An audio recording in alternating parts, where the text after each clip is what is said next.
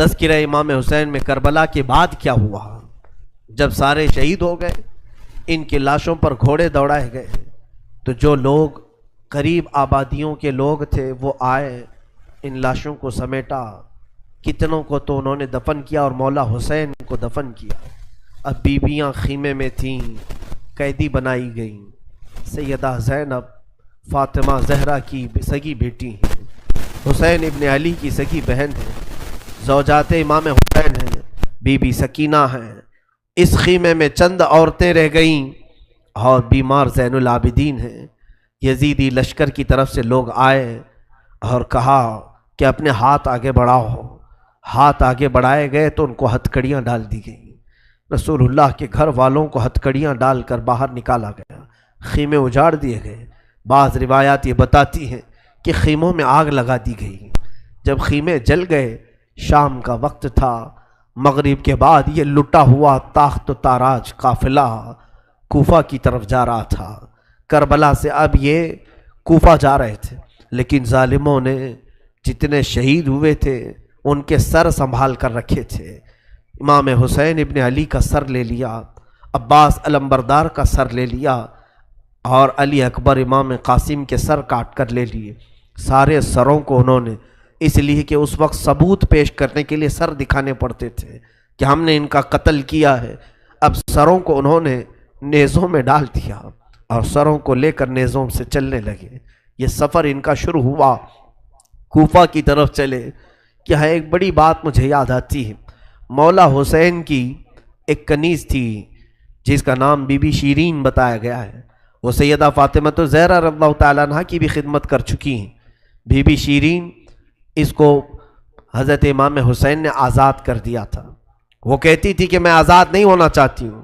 کہا تھا کہ تو بڑھاپے کو پہنچ چکی ہے، تجھے ہم نے آزاد کر دیا۔ اور اس کے بعد مولا حسین نے جب یہ مدینہ طیبہ میں تھے، بی بی شیرین کو کہا تھا کہ تو آزاد ہے، جا۔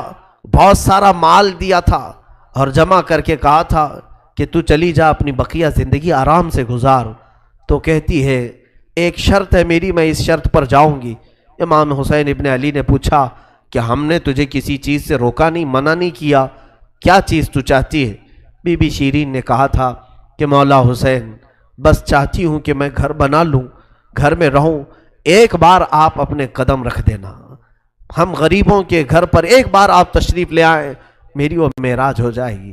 امام حسین نے کہا بس اتنی سی بات، ہم تو غریبوں کے گھر روز جانا پسند کرتے ہیں، ہم روز جانا پسند کریں، جا ٹھیک ہے تیرے گھر ہم آئیں گے۔ اور بی بی شیرین نے کہا نہیں مولا، میری ایک درخواست یہ ہے کہ آپ اپنے خاندان کے ساتھ آئیں گے، اپنے شہزادوں شہزادیوں عورتوں کے ساتھ آئیں گے۔ مولا حسین نے ساری عورتوں سے کہا دیکھو بی بی شیرین کہتی ہے اس کے گھر دعوت ہے، ہم سب آئیں گے۔ اور اس کو بطور مسکراتے ہوئے آپ نے فرمایا بی بی شیرین، ایسا نہ ہو کہ ہم آئیں اور تو پہچان ہی نہ سکے، ایسا نہ ہو کہ تو پہچان ہی نہ سکے۔ قدموں میں گر گئی، کہا کہ میں آپ کے گھر کی کھائی ہوئی، میں آپ کی پروردہ، کبھی آپ کو نہ پہچانوں، ایسا کیسے ہو سکتا ہے؟ وہ خاتون گئی، کوفہ کے قریب ایک چھوٹی سی بستی میں گھر بنایا، بڑا اچھا سا گھر بنایا، اور اس کی بستی والے بھی اس کی بڑی عزت کرتے تھے کہ یہ فاطمہ کے گھر کام کی ہوئی عورت ہے، حسین ابن علی کے گھر کام کی ہوئی عورت ہے۔ وہ ہر گھر میں جاتی تھی، بستی والوں سے کہتی تھی لوگوں دیکھنا میں نے گھر بنایا اور پیغام بھیج دیا ہے، فاطمہ کے لاڈلے شہزادہ رسول امام حسین نے مجھے وعدہ کیا ہے ایک بار وہ میرے گھر تشریف لائیں گے۔ بستی والے کہتے تھے کیا تیری قسمت ہے کہ تیرے گھر مولا حسین آنے کی بات کر چکے ہیں، رسول اللہ کا شہزادہ تیرے گھر آئے گا۔ سب اس کی گاؤں میں بڑی عزت تھی، لوگ کہتے تھے کہ اس کی بات پر حسین آنے والے ہیں۔ ایک بار جیسے ہی بی بی شیرین کو خبر ہوئی کہ امام حسین مدینہ سے مکہ نکل چکے ہیں اور مکہ سے کوفہ آنے والے ہیں، جیسے ہی یہ خبر ملی تو اس نے پیغام بھجوایا اور پھر اپنے گھر کو رنگ و روغن کرنا شروع کر دیا اور کمرے سجائے کہ مولا حسین کا قافلہ آ رہا ہے اور کوفہ جانے والے ہیں اور میرے گھر پر ٹھہریں گے۔ جنگ کی کوئی خبر ہی نہیں تھی۔ گاؤں والوں کو جیسی اطلاع ہوئی، گاؤں کے سارے لوگ اس کے ساتھ مل گئے۔ پورے گاؤں میں سارے لوگ گھروں کی تیاریاں کر رہے تھے اور سب لوگ روز انتظار کرتے بی بی شیریں پہاڑ کے ایک چوٹی پر صبح سے شام تک بیٹھتی، ہر آنے جانے والے قافلے والے کو دیکھتی، جو مکہ سے کوفہ کے لیے آ رہا ہے جا رہا ہے، دیکھتی، انتظار کرتی، اس میں امام حسین اپنے گھر والوں کے ساتھ آنے والے نہیں آئے۔ کئی دن گزر گئے اور اسی زمانے میں ایک رات ایسی آئی کہ اس کے گھر ایک عورت آئی، کہا بی بی شیرین اٹھو جلدی، کہا کیا؟ کہ حاکم بصرہ ابن زیاد کا لشکر، بہت بڑا لشکر ہے اور وہ لشکر باہر آیا ہوا ہے، تیرا بڑا گھر ہے، وہ چاہتے ہیں کہ آج کی رات تیرے گھر میں گزارے۔ کہا کون لوگ ہیں، کیوں آئے ہیں؟ کہا سنا ہے کہ ایک باغی نے بغاوت کی تھی اور اس کا سر کچل دیا گیا، اسے مار کر کے اس کا سر لایا گیا ہے اور اسی کو دمشق امیر المومنین یزید کے پاس لے جایا جا رہا ہے۔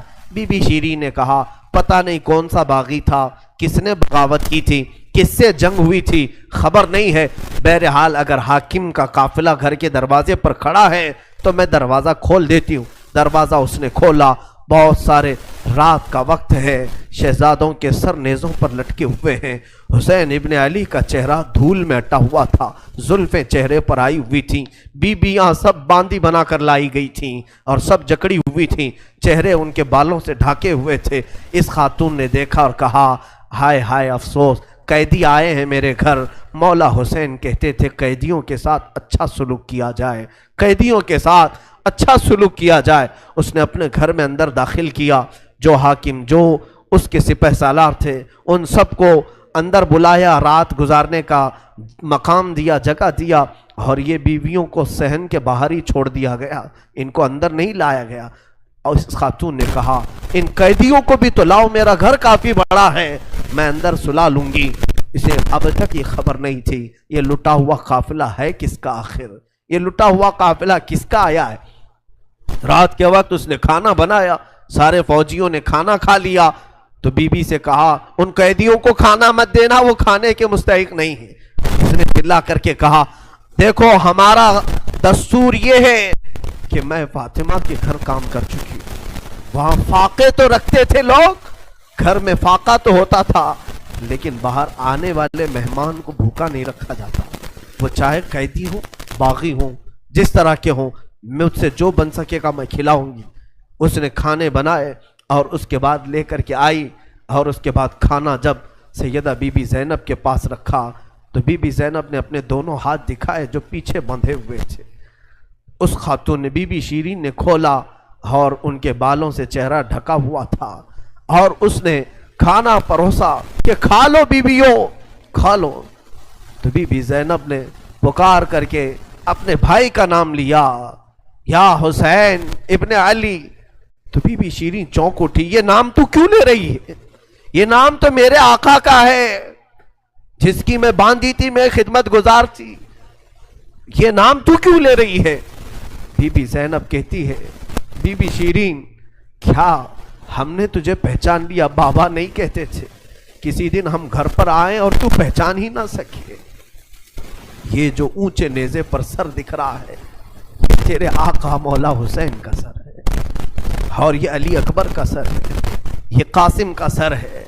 بی بی زینب پکارتی گئی، بی بی شیریں نے دیکھا اور پکار کر کے کہا مولا کیسی مہمان نوازی کا وقت تم نے دیا، کیا اس طرح بھی کوئی مہمان بنتا ہے کسی کے گھر؟ اور یہ کہتی ہوئی غش کھا کر گر پڑی، اس پر پانی ڈالا جاتا، وہ اٹھتی پھر غش کھا جاتی، بے ہوش ہو جاتی۔ سچ کہا تھا مولا حسین نے، اے بی بی شیریں ہم تو وعدہ کیے ہیں آ کر رہیں گے، کہیں ایسا نہ ہو کہ تو پہچان ہی نہ سکے۔ سچ کہا تھا مولا حسین، آپ اس حالت میں میرے گھر آئے کہ میں پہچان نہ سکی، کیونکہ وہم و گمان میں بھی نہیں تھا کہ فاطمہ کے لاڈلے کا کٹا ہوا سر کبھی گھر آ سکتا۔ وہ غش کھا کر کے گر گئی، روایات میں ہے۔ صبح جب اٹھا لوگوں نے، فوجیوں نے اٹھ کر کے دیکھا تو بی بی شیریں کا جسم ٹھنڈا پڑ چکا تھا، اس کی روح نکل چکی تھی۔ غم حسین میں لوگوں کی جانیں چلی گئی۔ یہاں آج دو آنسو ہمارے نکلتے ہیں تو لوگ ہمیں بولتے ہیں، غم حسین میں لوگوں کی روح نکل گئی۔ جو اصلی محبت کرنے والے تھے وہ دنیا سے ہی رخصت ہو گئے۔ مولا حسین کی محبت کرنے والی بی بی شیریں دنیا میں نہیں رہی۔ کہا آخری جملے اس کے یہ تھے، گھر بڑی آن شان سے اس لیے بنایا تھا کہ ایک بار مولا قدم رکھیں گے، اب انہوں نے قدم رکھ دیا تو اب جینے میں کوئی مزہ نہیں ہے، اب میری زندگی کی تمنا پوری ہو گئی ہے۔ اس کے بعد یہ قافلہ نکلا، کوفہ کی طرف جا رہا تھا، ابن زیاد تک پہنچنا تھا، حاکم بصرہ حاکم کوفہ عبید اللہ بن زیاد کے پاس۔ یہ قافلہ جانے سے پہلے کئی منزلوں پر رکا، دوسری رات آئی تھی، دوسری رات ایک گرجا گھر کے پاس ان کا قیام ہوا، وہ ایک عیسائی کا گرجا تھا، وہاں پر قیام ہوا۔ عیسائی نے دیکھا کہ بہت سارے کٹے ہوئے سر آئے، اس نے بھی اپنے چرچ میں رکنے کی اجازت دی تھی۔ ہائے افسوس، عیسائی بھی رحم کھا رہے ہیں، کیسے وہ مسلمان تھے جو رسول اللہ کے گھر والوں پر رحم نہ کھا سکے۔ عیسائی نے وہاں پر رکنے کی اجازت دی۔ اس کے بعد کہا، رات کو اس نے کہا کہ یہ جو سروں پر، یہ جو نیزوں پر سر ہیں، کیا یہ ہمیں ایک رات کے لیے دو گے؟ لوگوں نے کہا لے لو لے لو، لیکن امانت کے ساتھ واپس کرنا کہ یہ ہمیں دمشق پہنچانا ہے۔ اس نے سر حسین کو لیا، دھول کو صاف کیا، اس لیے کہ اسے دور سے ہی اس چہرے میں کچھ چمک نظر آ رہی تھی۔ اس عیسائی راہب نے رات کے وقت دیکھا، ایک تخت پر رکھ کر کے سر حسین کا غور سے مطالعہ کرنے لگا اور اپنی پرانی کتابوں سے ملانے لگا۔ پرانی کتابیں پڑھتا تھا اور چہرہ دیکھتا تھا، بار بار دیکھتا تھا، پھر چیخ کر کے کہا، ہاں میں اپنے مقام کو پہنچ گیا، اس لیے کہ مقدس کتابوں میں لکھا ہوا ہے نبی کے آخری نبی کا نواسا ظلمن قتل کیا جائے گا اور اس راستے سے جائے گا، اور یہاں کی گرجا میں اگر رکے تو گرجا میں جو خدمت گزار ہے وہ اس کی خدمت کرے، مولا اسے جنت عطا کرے گا۔ وہ عیسائی راہب کہتا ہے وہ چہرے میں ساری علامتیں جو کتابوں میں لکھی یہی ہیں، وہ ایمان لے آیا، کلمہ طیبہ پڑھا، اسلام قبول کیا، رات میں اس کی دنیا بدل گئی۔ میرے عزیزو، اسی کو کہا جاتا ہے اسلام زندہ ہوتا ہے ہر کربلا کے بعد۔ حسین کے انتقال کے بعد بھی اسلام پھیل رہا، ایمان دوسروں کو بانٹ رہے ہیں۔ صبح تک اس گرجا میں رکے، پھر دن پورا گزارے اور شام کے وقت ٹھنڈے وقت میں کوچ کرنے کا ارادہ کیا، اور سر امام حسین جو ان لوگوں نے نیزے پر لیا تھا اس کو ایک جگہ گاڑ دیا، اور اس کے بعد اپنے پانی وغیرہ کے استعمال کے بعد قافلے کو کوچ کرنے کا حکم دیا۔ قافلہ آگے چلا، لیکن جو فوجی آتا سر حسین کو اٹھانے کے لیے نیزے پر، وہ تو ہلکا ہو چکا تھا لیکن وہ زمین میں ایسا گڑ چکا تھا کہ اٹھتا نہیں تھا، کسی سے ہل نہیں رہا تھا۔ بہت لوگوں نے کوشش کی، پھر آ کر کے انہی ظالم یزیدیوں نے بی بی زینب سے کہا، اے خاتون، یہ تمہارے بھائی کا سر زمین پر ایسا جمع ہوا ہے، ہٹتا نہیں ہے، آگے بڑھنا ہے ہمیں، یہ ہٹتا نہیں ہے۔ بی بی زینب نے غور سے دیکھا اور کہا، قافلے میں دیکھ لو سب ہیں یا نہیں، قافلے میں سب ہیں یا نہیں۔ دیکھا گیا تو بی بی سکینہ قافلے میں نہیں تھی، قافلے میں موجود نہیں تھی۔ بی بی زینب نے کہا، وہ میرا غیور بھائی ہے، اپنے خاندان والوں کو چھوڑ کر کہیں جاتا نہیں تھا، اپنی بچی کا غم ہوگا، آگے نہیں بڑھتا، تلاشو سکینہ کہاں ہے۔ لوگوں نے ڈھونڈنا شروع کیا، پہاڑ کی ایک چھوٹی سی چوٹی پر وہ بیٹھی ہیں اور ایک خاتون کی گود میں بیٹھی ہیں، کوئی ایک خاتون ہے، اسے سہلا رہی ہے، تھپکیاں دے رہی ہیں۔ بی بی سکینہ 9 سال کی عمر میں ایک بڑی معزز خاتون کی گود میں ہچکیاں لے لے کر رو رہی ہیں اور کچھ باتیں کر رہی ہیں۔ بی بی زینب نے دور سے دیکھا، خاندان کی کچھ عورتیں اور آئیں، پکارا، سکینہ جانے کا وقت ہو گیا، تم یہاں کیا کر رہی ہو؟ دوڑ کر کے جیسی سکینہ کے قریب آئے تو دیکھا نہ وہاں عورت تھی نہ کوئی خاتون تھی۔ سکینہ کو اٹھایا، کیا کر رہی تھی تم یہاں، کیسے آئی، کون عورت، کس سے بات کر رہی تھی؟ سکینہ نے کہا، میں جانتی نہیں تھی، یہاں حاجت کے لیے آئی تھی، اچانک ایک خاتون نمودار ہوئی، اس نے مجھے گود میں اٹھایا، بوسے دینا شروع کیا، میرا ماتھا چوما، میں نے پوچھا کہ تو کون ہے؟ تو اس نے کہا، اے بچی تو نہیں جانتی، میں تیری دادی فاطمۃ الزہرا ہوں، میں فاطمۃ الزہرا ہوں، رسول اللہ کی شہزادی ہوں۔ میں اپنی دادی کے گود میں سو گئی، بڑا نرم گود تھا، بڑی ان کی نازک ہاتھ تھے، اور وہ مجھے سہلا رہی تھی اور مجھ سے پوچھ رہی تھی کہ کیسے کربلا میں کیا کیا ہوا سنا بچی؟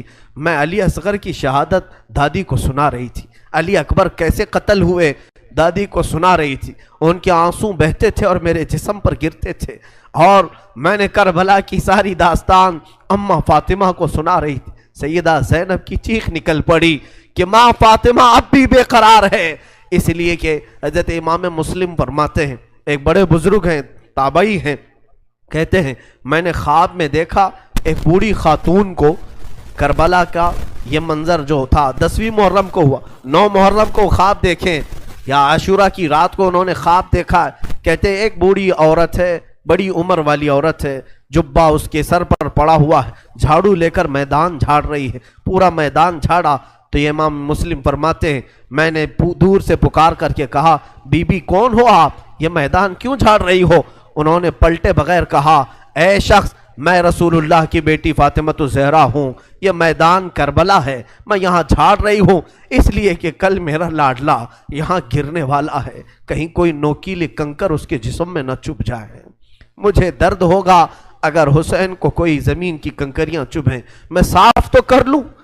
فاطمہ الزہرا کا غم ہم نہیں جان سکتے میرے عزیز، احساس نہیں کر سکو گے، غم کی داستانیں بڑی ہیں، بہت ہیں، واقعات سنانے کے لیے میرے پاس وقت نہیں ہے، میں سمیٹتا ہوں۔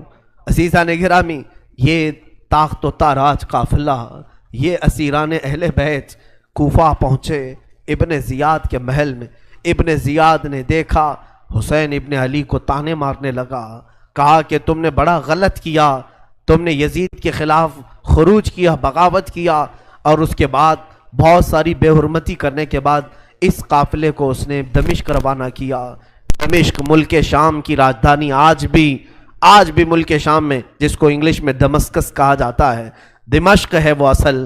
دمشق میں جب یہ قافلہ پہنچنے لگا وہاں کے حالات الگ تھے، بازار شام پر لعنت ہو، بازار شام پر کا برا ہو، وہاں شام کا بازار سجایا گیا تھا، گھر گھر وہاں سجائے گئے تھے، اور لوگوں میں یہ جشن کا ماحول تھا کہ آج باغیوں کے سر لائے جا رہے ہیں اور قیدیوں کو جکڑ کر کے ملک شام خلیفہ وقت یزید کے دربار میں پیش کیا جا رہا ہے۔ لوگ چھتوں پر چڑھ چکے تھے یہ منظر دیکھنے کے لیے، یہ علم جو اٹھا کر کے آ رہے تھے لوگ قافلے یزید میں، یزیدی لشکر جو کوفہ سے دمشق داخل ہو رہا تھا، دمشق کے دروازے پر یہ قافلہ پہنچا ہے، سر امام حسین کو نیزے پر لے کر، علی اکبر، امام قاسم، عباس کا سر لے کر یہ لوگ پہنچے ہوئے ہیں۔ ابھی ملک شام کے بازار میں دیکھا، اچانک طبلے بجنا شروع ہو گئے، ڈھولوں کی آوازیں بلند ہو گئی، باجے شروع ہو گئے اور بہت زیادہ بانسریاں بجنے لگیں، اور اس جشن کے ماحول میں اس قافلے کو لایا جا رہا ہے۔ آگے لوگ ناچتے ہوئے جا رہے ہیں، کھیلتے ہوئے جا رہے ہیں کہ فتح مبین یزید کا اچھا ہو، جے جے کار لگ رہی تھی۔ خاندان اہل بیت کو قیدی بنا کر کے لایا گیا ہے۔ میرے عزیزوں، اس خاندان اہل بیت کے ساتھ وہاں جو معاملات ہوئے، کئی لوگ تھے جو دیکھنے کے لیے دور دور سے آئے تھے۔ ایک صحابی ہیں، وہ کہتے ہیں میں تجارت کے لیے گیا تھا تو مجھے خبر ہوئی کہ آج اہل بیت کا قافلہ یہاں آ رہا ہے، تو میں دوڑتا ہوا پہنچا، اور جیسے ہی میں نے دیکھ کر کے میں ضبط نہ کر سکا، وہ چہرہ آج نیزے پر تھا جو کبھی میرے مصطفیٰ کے کندھے پر ہوا کرتا تھا۔ وہ صحابی کہتے ہیں ان کے لبوں پر میرے آقا اپنے ہونٹ رکھا کرتے تھے، ان کی گردن کو سونگھا کرتے تھے۔ وہ حسین کی گردن کو انہوں نے تلوار سے الگ کیا ہوا تھا اور نیزے پر لا رہے تھے۔ وہ صحابی دوڑتے ہوئے آئے، کہا میری زندگی کا برا ہو، میں حسین کا ساتھ نہیں دے سکا، میں حیدر کے گھر والوں کا ساتھ نہیں دے سکا۔ بچیاں تھیں جو قیدی بنا کر لائی گئی تھیں، دوڑ کر کے وہ صحابی آئے اور بی بی سکینہ کے پاس آئے، ننھی سی 9 سال کی عمر کی بچی بھی قیدی بن کر آئی، دوڑ کر کے ساتھ قریب آئے، پوچھا کہ بچی میں تمہارے غم میں برابر کا شریک ہوں، میں بھی تمہارے غم میں ساتھ ہوں، اہل بیت کا میں وفادار ہوں۔ انہوں نے توجہ نہیں کی، اس لیے کہ بی بی سکینہ کہتی ہیں ہم تو دنیا سے مایوس ہو چکے تھے، ہم نے کٹنے کے وقت کسی کو آتے ہوئے نہیں دیکھا، اب تماشا دیکھنے کے لیے بہت سارے لوگ آتے ہیں، توجہ نہیں کی۔ اس صحابی رسول نے آگے بڑھ کر کہا کہ اے سکینہ میں تجھے جانتا ہوں، تو حسین کی بیٹی ہے، تو فاطمہ کی لاڈلی ہے، تو شیر خدا کے گھر کی شہزادی بتا کوئی حاجت ہو، کچھ کھانا پانی کوئی چیز۔ اللہ اللہ، یہ بھوکے اور پیاسوں نے کبھی کھانا کسی سے نہیں مانگا۔ پوری داستان کربلا سننا، کبھی انہوں نے روٹی نہیں مانگا، ہاں پانی ضرور مانگا ہے۔ پانی مانگنا انسانیت کے لیے عیب نہیں، روٹی مانگنا محتاجی کی علامت ہو سکتی ہے۔ بی بی سکینہ نے کہا کہ بڑی حاجتیں پوچھ رہے ہو، کیا میری حاجت پوری کرو گے؟ کہا بتاؤ بچی، میں اپنی طرف سے جو ہو سکے کروں گا، میرے پاس پیسے ہیں، مال ہے، میں اس سے جو چاہے کروں گا۔ بی بی سکینہ نے صرف ایک درخواست کی کہ میرے نانا کے صحابی، بس اتنا کام کر لو کہ یہ جو اونچے نیزے پر میرے بابا کا سر ہے، حسین ابن علی کا، اس سر کو تھوڑا آگے بڑھا دو، یہ جو جلوس میں جا رہا ہے آگے بڑھا دو۔ ہمارے گھر کی بچیاں غور سے سنیں، میرے گھر کی عورتیں کان کھول کر کے سنو، 9 سال کی بچی کیا خواہش ظاہر کر رہی ہے۔ کہا اگر وہ نہیں بڑھتے ہیں تو انہیں پیسے دے، وہ انعام دے کر آگے بڑھاؤ۔ اس صحابی نے پوچھا کہ اس سر کو تمہارے قریب رہنا اچھا ہے، تمہارے قریب رہنا اچھا ہے، آگے کیوں بڑھانا چاہتی ہو؟ بی بی سکینہ نے کہا اس لیے کہ لوگوں کا جلوس بابا سر کو دیکھنے کے لیے آ رہا ہے، اور سارے دیکھنے قیدی بنا کر کے لائے گئے تھے۔ بیمار زین العابدین حسین ابن علی رضی اللہ تعالیٰ عنہ کے شہزادے، وہ قیدی بنا کر لائے گئے تھے۔ ایک صحابی وہاں پر حاضر ہوئے، کہا کہ کوئی حاجت ہو تو بیان فرمائیں، ہم آپ کے غم میں شریک ہیں۔ حضرت امام زین العابدین نے کوئی توجہ نہیں کی، یہاں تک کہ ایک سپاہی یزید کا ایسا تھا جو تھیلا بھر کر کے پتھر لے کر چل رہا تھا، تھیلا بھر کر پتھر لے کر چل رہا تھا، اور وہ باہر کھڑے ہوئے لوگوں میں پتھر بانٹتا تھا کہ کچھ پتھر تم لوگ برسا ہو۔ ملک شام میں جانے کے وقت کچھ لوگ وہاں صدقے کی کھجوریں پھینک رہے تھے اس اہل بیت کے گھرانے پر، اور کچھ لوگ پتھر برسا رہے تھے۔ یزید کے یہ مخالف لوگ ہیں، باغی لوگ ہیں، ان کے دلوں میں یزید کی محبت تھی، بنو امیہ کے وفادار لوگ تھے۔ اس قافلے پر کچھ لوگوں نے پتھر برسائے، وہ قافلہ اب اور کتنے زخم اٹھاتا، اب ان کو چھوڑا کیا تھا، لوگوں نے سارے زخم تو دے دیے تھے۔ امام زین العابدین نے اس صحابی سے کہا کہ دیکھو یہ پتھر برسا رہے ہم پر۔ وہ صحابی نے تلوار کھینچ لی اور اس کو قتل کرنے کا ارادہ کیا، آپ نے منع کیا، رک جاؤ رک جاؤ، اس لیے کہ بہت سارے قتل میں نے اپنے بابا کے دیکھے، اور وہاں کوئی بھی اپنی تلوار لے کر ہمارے مدد کے لیے نہیں آ سکا۔ امام زین العابدین کا یہ لٹا ہوا قافلہ یزید کے دربار میں لایا گیا، اور سر امام حسین کو ایک تشت میں رکھ کر پیش کیا گیا۔ یزید اپنے ہاتھ میں چھڑی لے کر مولا حسین کے لبوں پر مارتا تھا اور کہتا تھا حسین تمہاری جوانی ختم ہو گئی، کاش تم میری بیعت کر لیتے تو تم زندگی سے ہاتھ نہیں دھوتے، اور کبھی میں نہیں چاہتا کہ تمہارا قتل ہو جائے۔ اس نے جھوٹے الفاظ میں لوگوں کو اس طرح ورغلایا۔ سیدہ زینب نے وہاں پر ایک جرأت مندانہ خطبہ دیا تھا، مولا حسین کی سگی بہن یزید کے دربار میں خطبہ دی تھی، اور اس کے بعد پھر یہ اسیران اہل بیت کو یہاں ملک شام میں چند دن ٹھہرایا گیا اور آزاد کیا گیا، مدینہ طیبہ کے لیے رخصت کرنے کا حکم ہوا۔ یہ لٹا ہوا قافلہ مدینہ آیا۔ اللہ اللہ، مدینے کو جب یہ لوگ پہنچے، اہل مدینہ کہتے ہم کو شہادت کی خبر پہلے سے مل گئی تھی، کربلا میں مولا حسین کا قتل ہو چکا ہے، خاندان اہل بیت کے ساتھ برا سلوک ہوا ہے۔ پورا مدینہ سرحد پر آ کر کھڑا ہو گیا تھا، مدینے کے باہر انتظار میں۔ وہاں ننھی سی سغرا بھی تھی، مولا حسین کے کچھ گھر والے بھی تھے، وہ انتظار میں تھے۔ جیسے ہی لوگ مدینہ طیبہ میں داخل ہونے لگے، بیویوں کو دیکھ کر مدینے والے چیخ پڑے، سارے مدینے والے زاروں قطار رونے لگے۔ سیدھا یہ قافلہ آیا بارگاہ رسول میں، مصطفیٰ صلی اللہ علیہ وسلم کی قبر انور کے پاس پہنچ گیا، اور پھر بی بی زینب وہاں کھڑے ہو کر شروع سے لے کر اخیر تک کی داستان میرے آقا کو سنانے لگی۔ یا رسول اللہ، آپ کا دوش پر سوار ہونے والا شہزادہ، آپ کا محبوب نظر حسین بڑے زخموں سے چور چور تھا۔ یا رسول اللہ، وہ کربلا میں لاشیں اٹھاتا رہا، پیاسا رہا، بھوکا رہا۔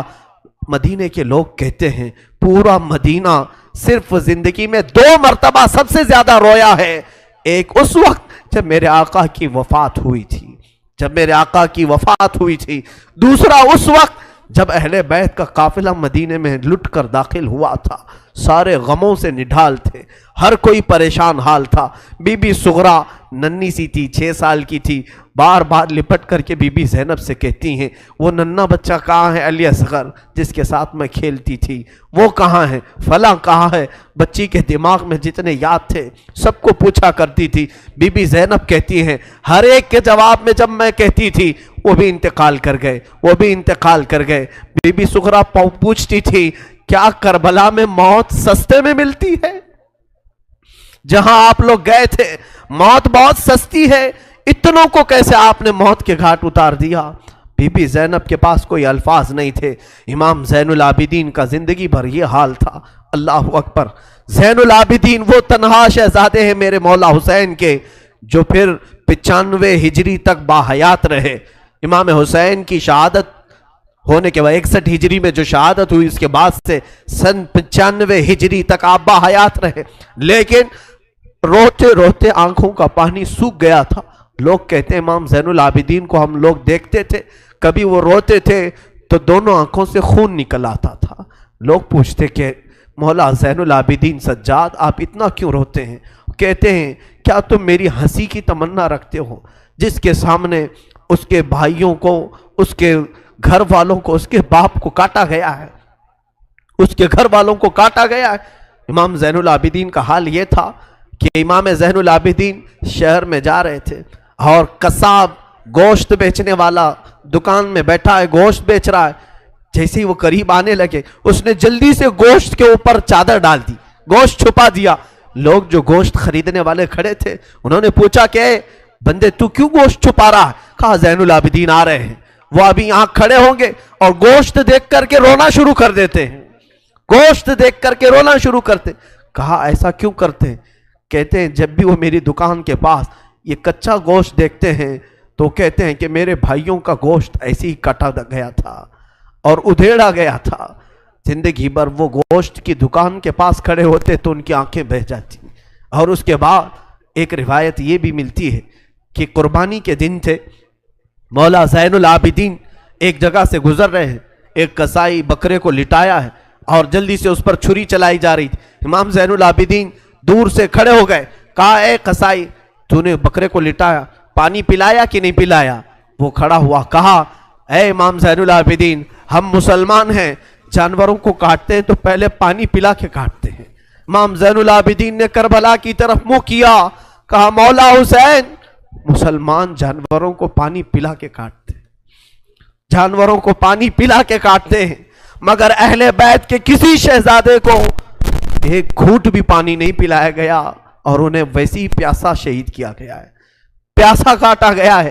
امام زین العابدین کی پوری زندگی ایک ایک چیز کو دیکھتے تو رونے لگ جاتے تھے کہ کربلا میں یہ چیز نہیں تھی، یہ چیز نہیں تھی۔ ایک وقت ایسا بھی آیا، کوفہ کا گورنر ابن زیاد، یہ اب اس کے برے دن شروع ہو چکے تھے۔ میں پھر دوسری تقریر میں عرض کروں گا، ظہر کی اذان انشاءاللہ تقریر کے بعد ہوگی۔ آج سارا مجمع یہاں پر ہے اور انشاءاللہ بغیر نماز پڑھے ہم تو یہاں سے جائیں گے نہیں، اور اذان لوگوں کو جمع کرنے کے لیے ہوتی ہے، جو آلریڈی جمع ہیں پھر انہیں کیا جمع کیا جائے۔ اذان تو ہم دیں گے انشاءاللہ، صبر کریں۔ یہ وقت شہادت کا ہے، یہ وقت کربلا کی یاد کا ہے۔ مولا حسین کے یہ شہزادے امام زین العابدین رضی اللہ تعالیٰ، زندگی بھر آپ کے حالات یہ تھے کہ کبھی کچا گوشت دیکھیں تو رو پڑے، کسی جانور کو ذبح ہوتے دیکھیں تو رو پڑے۔ ایک بار امیر کوفہ ابن زیاد، اب امیر مختار نام کا ایک شخص جو بدلہ لینے کے لیے بعد میں اٹھ کھڑا ہوا، بعد میں کوفہ میں ایک ایسا شخص ظاہر ہوا جس کا نام مختار ثقفی تھا، اس نے اعلان کیا کہ میں قاتلان حسین کا بدلہ لوں گا، اور اس نے اٹھ کر کے کچھ اہل بیت سے محبت کرنے والوں کو اپنے قافلے میں جمع کیا، اور یہ قافلہ بڑھتا گیا یہاں تک کہ خون حسین کا بدلہ لینے کے لیے یزید کی موت کے بعد اس نے ہر ایک کو تلاشنا شروع کیا، شمر کو ڈھونڈا، اس کو قتل کیا، اور اس کے بعد عمرو بن سعد کو ڈھونڈا، اسے قتل کیا، عبید اللہ بن زیاد جو کوفہ کا حاکم تھا، جو جڑ تھا اس فساد کا، اسے ڈھونڈا، اور اس کے بعد 22,000 کا جو لشکر تھا اس میں سے کسی ایک کو بھی اس نے زندہ نہیں چھوڑا، ایک کو بھی نہیں. جتنے وہاں شریک تھے سب کو قتل کیا، سب کو قتل کیا. اور 22,000 کو قتل کرنے کے بعد مختار ثقفی نے یہ اعلان کیا، ابھی میں نے حسین کی ایک انگلی کا بھی بدلہ نہیں لیا، میں حسین ابن علی کی ایک انگلی کا بھی بدلہ نہیں لیا. یزید خائب و خاسر ہو کر مر گیا. اور یزید کی سب سے بڑی ذلت تو یہ ہے، یزید کے بعد اس کا بیٹا معاویہ تخت پر بیٹھا. پہلے دن خلیفہ بنا کر اسے بٹھایا گیا، اس کے بعد 6 مہینے تک وہ گھر سے باہر ہی نہیں آیا. 6 مہینے کے بعد سیدھے لاش باہر آئی بیٹے کی. وہ 6 مہینے کبھی تخت پر نہیں بیٹھا یزید کے. لوگ کہتے تھے کہ معاویہ آپ یزید کے جانشین ہیں، وہ نیک شہزادہ تھا. دیکھیں اللہ کی مصلحت کیسی، صحابی کے پیٹ میں یزید پیدا ہوا، یزید کے پیٹ میں معاویہ، پھر اچھا شہزادہ پیدا ہوا، نیک تھا. اس نے کہا، لوگ جب کہتے تخت پر بیٹھ جائیے تو اس نے اس تخت کی طرف دیکھ کر کے تھوک دیا اور کہا اس تخت پر بیٹھوں جس پر شہزادہ رسول کا خون لگا ہوا ہے، اس تخت پر بیٹھوں جو تخت حسین ابن علی کے گھر والوں سے رنگا ہوا ہے. کبھی اس تخت پر نہیں بیٹھا. اس کی یزید کی سب سے بڑی ذلت تو اسی پہ ہے کہ اس کا خود کا بیٹا اس کے تخت پر تھوک دیا، نہیں بیٹھ سکا. لیکن حسین کا چرچا آج بھی ہے، حسین کے شہزادے گلی کوچوں میں ہر جگہ ہے. سادات کی خوشبو تم محسوس کرو گے آج بھی. حسین ابن علی کے یہ صاحبزادے زین العابدین جہاں پر رہ رہے تھے خیمے میں، تو ایک مرتبہ ایسا ہوا کہ ابن زیاد جان بچاتا ہوا بھاگتا ہوا نکل آیا، کیونکہ مختار ثقفی اس کے پیچھے لگ گیا تھا، اپنے سواریوں کو دوڑا دیا تھا اس کے پیچھے کہ عبید اللہ بن زیاد جہاں بھی ملے اسے پکڑ کر کے لاؤ، اسے پکڑ کر کے لاؤ. تو سب اس کے پیچھے لگ گئے. مختار ثقفی کے ڈر سے عبید اللہ بن زیاد جان بچاتا ہوا بھاگتا ہوا ایک خیمے میں آیا. وہ خیمہ کسی اور کا نہیں، امام زین العابدین کا تھا. وہاں پر پہنچ گیا. آپ قرآن پاک کی تلاوت میں مصروف تھے. مختار ثقفی کے ڈر سے آنے والا یہ عبید اللہ بن زیاد ہانپ رہا تھا، کانپ رہا تھا. امام زین العابدین نے سر اٹھا کر کے دیکھا، کیا بات ہے؟ کہا پیاس کی شدت ہے، اگر تمہارے پاس پانی ہو تو پلاؤ. امام زین العابدین نے فوراً کھٹوری بھری اور پانی دیا. اس نے پانی پیا اور پھر کہا اور پانی ملے گا. انہوں نے اور ایک کھٹوری بھری اور پھر پانی پلایا. اس نے پیا، 3 کھٹوریاں پانی پیا. عبید اللہ بن زیاد یہ سوچنے لگا شاید امام زین العابدین نے مجھے پہچانا نہیں ہوگا. اس نے کہا آپ مجھے نہیں پہچانے ہوں گے شاید. آپ نے چہرہ اٹھایا تو آنکھوں میں خون تھا، آنکھوں میں خون تھا. کہا اے ظالم، تجھے نہیں پہچانوں گا؟ تیری وجہ سے میرا پورا گھرانہ لٹ گیا، میرا پورا خاندان تو نے تباہ کیا، بھوکا اور پیاسا کربلا میں تڑپایا، تجھے نہیں پہچانوں گا؟ تو عبید اللہ بن زیاد بدبخت نہیں ہے؟ تو اس نے کہا جب آپ نے پہچانا تو پانی پلا رہے ہو.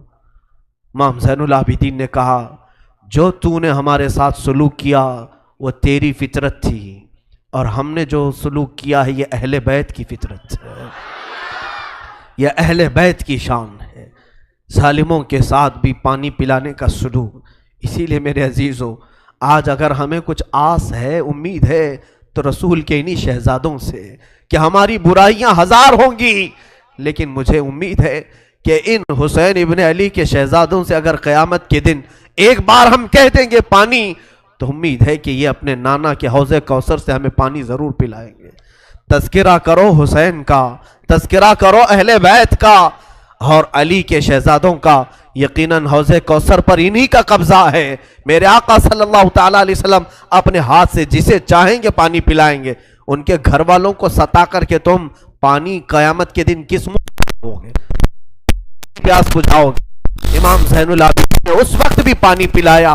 میرے عزیزوں، اس کے بعد ایسا نہیں کہ اسلام ختم ہو گیا. امیہ کی خلافت چلتی رہی. یزید کے بعد اس کا بیٹا معاویہ کے انتقال کے بعد پھر مروان حاکم بنا. مروان کی حکومت چلی. پھر اس کے بیٹے آئے تقریباً 90 ہجری تک، اور اس کے بعد 105 ہجری تک اسی امیہ خاندان نے خلافت کی باغڈور سنبھالی. اس کے بعد عباسی خلافت کا دور شروع ہوا.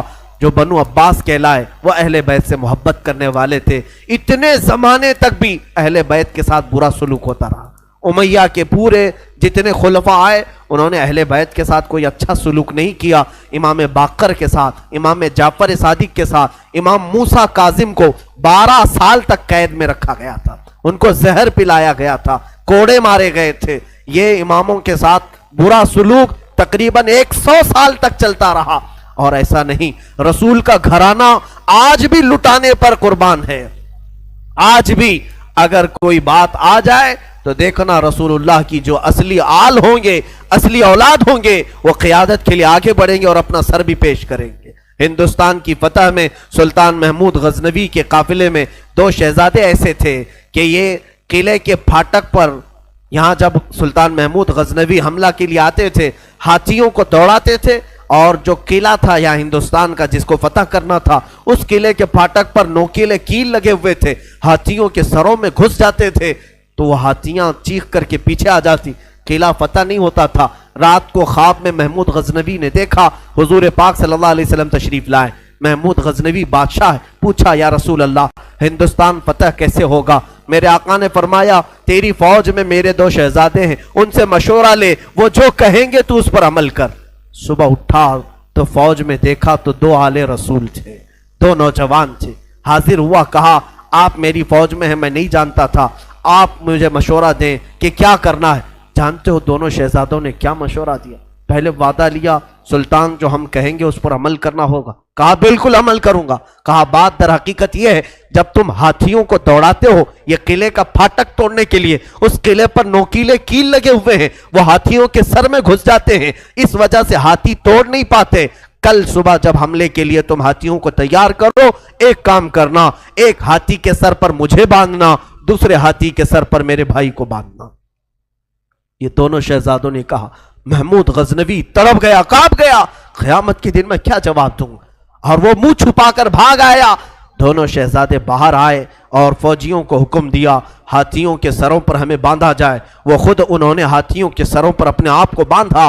ہاتھی دوڑائے گئے اور ہاتھی دوڑ کر جیسے ہی قلعے کے دروازے پر ٹکر مارا اور وہ نوکیلے کیل انہی شہزادوں کے سینوں میں ایسے پیوست ہو گئے، اتنی تیزی سے چپ گئے کہ دونوں کی لاشیں انہی پھاٹک پر لٹکی رہ گئی اور وہ دروازہ ٹوٹ کر کے گر گیا اور ہندوستان میں اسلام کا پرچم لہرایا گیا تھا.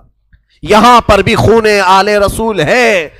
میرے عزیزوں، یہ اہل بیت کے دم قدم سے ہم آج اسلام کی بہاریں دیکھ رہے ہیں. یہ سارا صحرا ان قربانیوں کو جاتا ہے. آج ہم نے تذکرہ امام حسین کیا. کچھ ذمہ داریوں کی بات اخیر میں کر جاؤں. آج جتنے بھی جوان یہاں حاضر ہیں میں حسین کا انہیں واسطہ دیتا ہوں، حسین کے لاڈلوں کا واسطہ دیتا ہوں. خیرت کرو، اب شرم کرو. اب تمہاری زندگی گزارنے کے وہ طریقے نہیں ہونا چاہیے جس طریقوں پر تم آج جی رہے ہو. آج تمہارے چہروں پر نہ حسین کی کوئی علامت ہے، نہ کربلا والوں کی کوئی علامت ہے. اے میرے عزیز بچوں، اے میری ماں اور بہنوں، اٹھو. کربلا والوں سے اگر تم محبت کرتے ہو تو آج علم حسین لو. اور علم حسین کا نام پنجا نہیں بلکہ در حقیقت علم حسین قرآن مجید کا نام ہے. تم اپنے ہاتھوں میں اس مصحف پاک کو اٹھاؤ. کیا تم نہیں دیکھتے سر امام حسین بھی تلاوت کر رہا تھا جب دمشق کے بازار میں حسین کا سر لایا گیا تھا؟ اس وقت بھی لوگوں نے دیکھا نیزے کے اوپر سے امام حسین کے لبوں سے یاسین مبارکہ کی تلاوت کی آواز آ رہی تھی. وہ حسین کٹے ہوئے سر سے بھی جب تلاوت کر سکتے ہیں، تم کیوں تلاوت نہیں کرتے؟ آج قرآن کیوں نہیں پڑھتے؟ قرآن کو کیوں ہاتھ نہیں لگاتے؟ آج ہمارے گھروں میں جو اندھیرا ہے یہ قرآن نہ پڑھنے کی وجہ سے. میرے آقا نے سچ فرمایا کہ تم اپنے گھروں کو قبرستان نہ بناؤ. جس گھر میں قرآن نہیں پڑھا جاتا اس گھر کو کہا گیا یہاں میتیں رہتی ہیں، یہاں مردے رہتے ہیں. کتنے گھروں میں قرآن پڑھا جا رہا ہے؟ مردوں کا گھر بنائے ہو. بچیوں کو بٹھاؤ، بچوں کو بٹھاؤ، قرآن ان کے ہاتھ میں دو، قرآن کی طرف توجہ کرو. اگر ایک بار پھر پلٹ آئی یہ امت تعلیمات اسلام کی طرف، مجال ہے کہ کوئی تمہاری طرف آنکھ اٹھا کر کے دیکھے. میں یہ چیلنج کے ساتھ کہتا ہوں تمہارے پاس ایمان کی جو دولت ہے پوری دنیا چھان مارو گے یہ دولت کسی قوم کے پاس نہیں ہے، کسی کے پاس نہیں.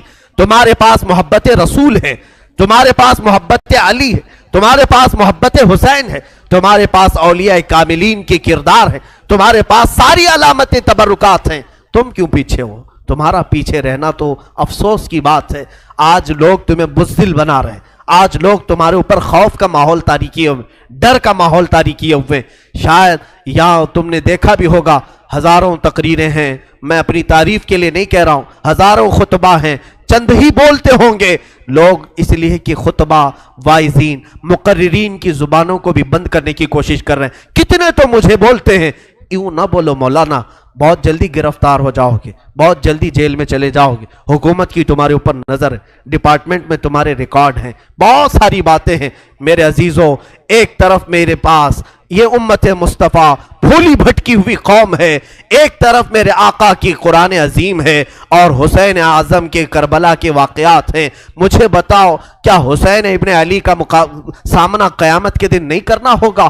کیا ہم جیسوں کو پکڑ کر قیامت میں نہیں پوچھا جائے گا مولا نے تجھے زبان دی تھی، مولا نے تجھے قرآن کا علم دیا تھا، رب نے تجھے حدیثیں عطا کی تھی، تو نے اپنے حبیب کی امت کے ساتھ کیا سلوک کیا؟ کیا تو انہیں سبحان اللہ اور نعروں میں ہی سلا دیا کرتا تھا؟ اگر قیامت کے دن مجھے یہ سوال ہوگا میں کیا جواب دوں گا؟ اس لیے میں یہ بہتر سمجھتا ہوں، حق بولنے پر اگر گرفتاری ہو جائے تو میری گرفتاری کوئی معنی نہیں رکھتی، اس لیے کہ مجھ سے کئی لاکھ درجہ گنا بہتر امام زین العابدین جب گرفتار کیے جا سکتے ہیں اور مولا حسین کے گھر والوں کو قیدی بنایا جا سکتا ہے تو ہماری لاکھوں زندگیاں ان کی قید پر قربان ہوں۔ ہمیں قید سے ڈر نہیں ہے، ہمیں کوئی گرفتاری سے خوف نہیں ہے، اور ہماری زبانوں کو خریدنے کی کوشش بھی نہ کرو، ہمارے الفاظ کو خریدنے کی کوشش نہ کرو۔ اے مسلمانوں، میں جو بول رہا ہوں ایک بات یاد رکھنا، اگر لوگوں میں بدگمانی ہے میرے متعلق، بدگمانی کرتے ہوں پیسوں کے لیے، مال کے لیے، یا میں اپنی فیلڈ بنانے کے لیے بول رہا ہوں، تم خام خیالی میں ہو۔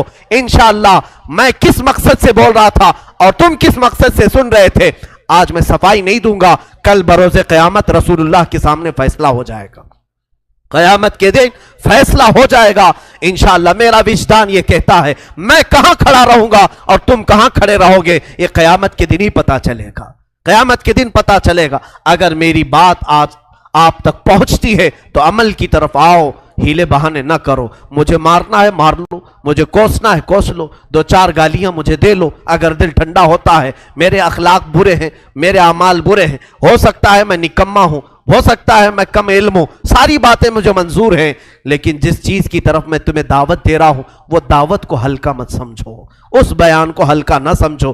میں تو تمہیں محبت رسول کی طرف بلا رہا ہوں، میں تمہیں مولا حسین کے کردار کی طرف بلا رہا ہوں، اسے تو نہ کوسو۔ میں کمتر ضرور ہوں لیکن جس کی دعوت دے رہا ہوں وہ دعوت کمتر نہیں ہے، وہ دعوت ہلکی نہیں ہے۔ آؤ، میں ہزاروں نوجوانوں کی آج زندگیوں کو دیکھ رہا ہوں، تمہارے ہاتھوں میں آج دنیا نے کیا پکڑایا ہے؟ گندے نغمے، گندے موبائل کی فحش تصویریں، تم اسی کو دیکھ کر رات گزار رہے ہو، اسی سے صبح کر رہے ہو، تمہارے کان نغمے سن کر سوتے ہیں اور گانوں کی دھن پر صبح کرتے ہو۔ یہی اخلاق کل قیامت میں مولا حسین کے سامنے تم کھڑے ہوں گے، حشر کے دن تمہیں رسول اللہ کے سامنے کھڑا ہونا ہے، ان کے بچوں کے ہاتھ میں۔ ارے 11 سال کا بچہ جب تلوار اٹھایا تھا، تم اپنا موبائل اٹھا کر کے اس کو دکھاؤ گے؟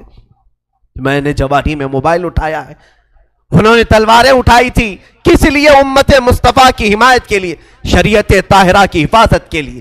اس لیے میرا آخری یہ میسج ہے کہ اٹھو وہ گرنا حشر نہ ہوگا پھر کبھی، دوڑو کہ زمانہ چال اپنی چل گیا، قوت عشق سے ہر پست کو بالا کر دو، دہر میں نام محمد سے اجالا کر دو، کی محمد سے وفا تو نے تو ہم تیرے ہیں، یہ جہاں چیز ہے کیا لوح و قلم تیرے ہیں۔ اقبال نے سچ کہا تھا، نہیں تیرا نشیمن قصر سلطانی کے گنبد پر، تو شاہین ہے بسیرا کر پہاڑوں کی چٹانوں پر۔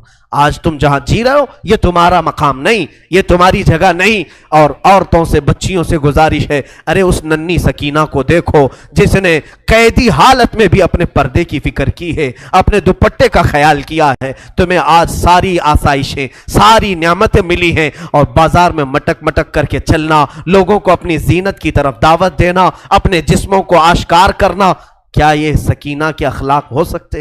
فاطمہ کے گھر کے اخلاق ہو سکتے؟ بچیاں توبہ کرو، تمہارا جسم شیطان آوارہ کرنا چاہتا ہے۔ تم نے اگر اپنے جسم کی نمائش کی، لوگوں کی توجہ اور ان کی آنکھیں اپنی طرف مبذول کرنے کے لیے قسم رب ذوالجلال کی تمہارے جسم کی چمڑیاں فرشتے اس طرح سے چھیلیں گے، اس طرح سے کہ حدیث پاک میں ملتا ہے 1 گھنٹے میں 70 بار چمڑی بدلی جائے گی۔ 1 گھنٹے میں 70 بار۔ ذرا بلیڈ سے چمڑی نکال کر کے دیکھنا، پتہ چلے گا چمڑی ادھیڑنے کی سزا کیا ہوتی۔ اگر تم نے اپنے عورتوں کی حفاظت نہیں کی، اپنے سطر کی حفاظت نہیں کی، بڑی سزا میں گرفتار ہو جاؤ گے، بہت بھیانک عذاب میں گرفتار ہو جاؤ گے۔ قیامت کے منظر کو اب چندہ ضرورت نہیں کہ میں اپنی بات کو طویل کروں، میں صرف میسج یہی دینا چاہتا تھا، آج قرآن کو پھر سے عام کرو، آج عہد کر کے اٹھو کہ شریعت مصطفیٰ کو پھر سے ہم قائم کر کے دکھائیں گے۔ اذانیں ہوں گی تو اپنے کاموں میں نہیں، ہم مسجدوں میں سر جھکانے کے لیے آئیں گے، اس لیے کہ مولا حسین تلواروں کی جھنکار میں جب سجدہ کر سکتے ہیں تو آج ہمیں نعمتوں میں اللہ کھلا رہا ہے، پلا رہا ہے، سلا رہا ہے، کیوں ہم بستر چھوڑ کر ایک بار مسجد نہیں آ سکتے؟ ہم اپنی دکان چھوڑ کر مسجد نہیں آ سکتے؟ ہم اپنا کام چھوڑ کر مسجد نہیں آ سکتے؟ میرے عزیزو، اگر مسجد نہ ملے، جہاں میسر ہو سجدہ کر لو، جہاں موقع ملے اپنی نماز کمپلیٹ کر لو، اس لیے کہ قیامت کے دن یہ اگر تمہاری کچی رہی تو سارے معاملات میں پھنس جاؤ گے۔ جس کی نمازیں نکل گئی پھر وہ ہر چیز میں نکل جائے گا انشاءاللہ العزیز۔ آخر میں انشاءاللہ العزیز اذان کے بعد میں 2 چند آپ کے سامنے اعلانات پیش کروں گا۔ بارگاہ الہی میں دعا ہے، مولا کریم کہنے سننے سے زیادہ عمل کی توفیق عطا فرمائے۔ اے رب قدیر، آج جو بھی شہادت امام حسین کا تذکرہ ہوا، اے ذوالجلال خدا، ہم سب کی آوازوں کو تو سن رہا ہے، ہمارے آہو بکا کو تو جانتا ہے۔ ہم غم حسین میں آج بیٹھے ہیں تیرے گھر میں، مولا جتنے یہاں حاضر ہیں سب کی حاجتیں پوری فرما دے۔ مولا آدم علیہ السلام سے چلا، لیکن عرب کی سرزمین پر یہ دین ابراہیمی کے نام سے آیا۔ سب سے پہلے سیدنا ابراہیم خلیل اللہ علیہ الصلاۃ والتسلیم، اس وقت اللہ تبارک و تعالیٰ نے آپ کو مبعوث فرمایا جب دنیا میں کفر و شرک اور گمراہی و ضلالت پھیل چکی تھی، لوگوں میں کثرت سے اپنی عبادت کروانے کا رواج ہو چکا تھا۔ جیسے کہ نمرود کا زمانہ تھا، وہ طاقت و قوت کے بل بوتے اپنی عبادت کرنے پر لوگوں کو مجبور کرتا۔ اس دور میں سیدنا ابراہیم علیہ السلام تشریف لائے عراق بابل کے شہر میں، عراق کا ایک شہر بابل میں، اور وہاں سے آپ نے نور ہدایت کو منور کیا، ایک خدائے واحد کی عبادت کی طرف لوگوں کو بلایا۔ آپ کی آبادی دشمن ہوئی، خاندان دشمن ہوا، بادشاہ دشمن ہوا، بدلے میں آپ کو آگ میں جھونک دیا گیا۔ آپ وہاں سے نکل کر مصر چلے گئے، مصر کی سرزمین کو آپ نے اپنا جائے قیام بنایا، وہیں پر رہنے لگے۔ آپ کی شادی حضرت سارہ سے ہوئی، اولاد نہیں تھی برسوں تک۔ پھر حضرت ابراہیم علیہ الصلاۃ والتسلیم کی مخالفت میں بہت سارے لوگ تھے، حکمران تھے، بادشاہ تھے۔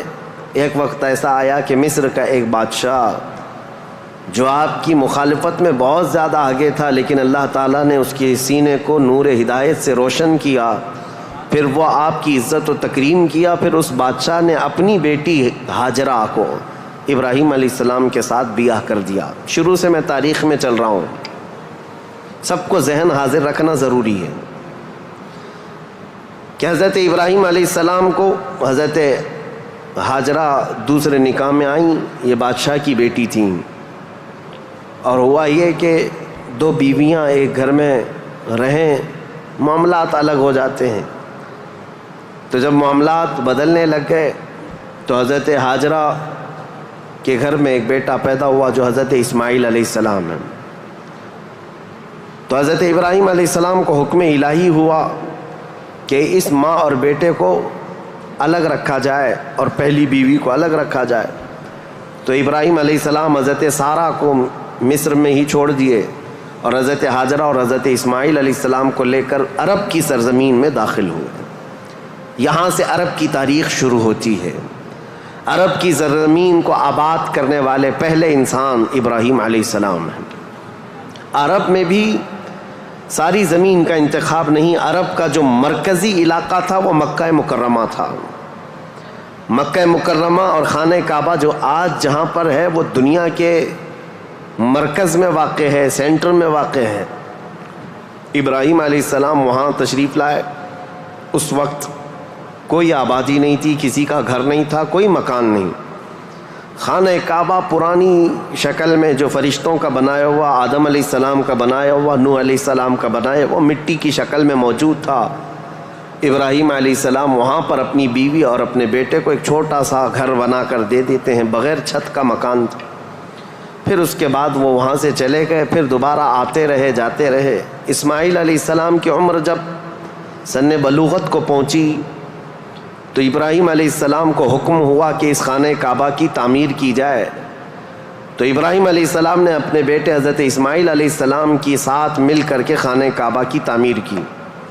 آپ کو بانی کعبہ بھی کہا جاتا ہے۔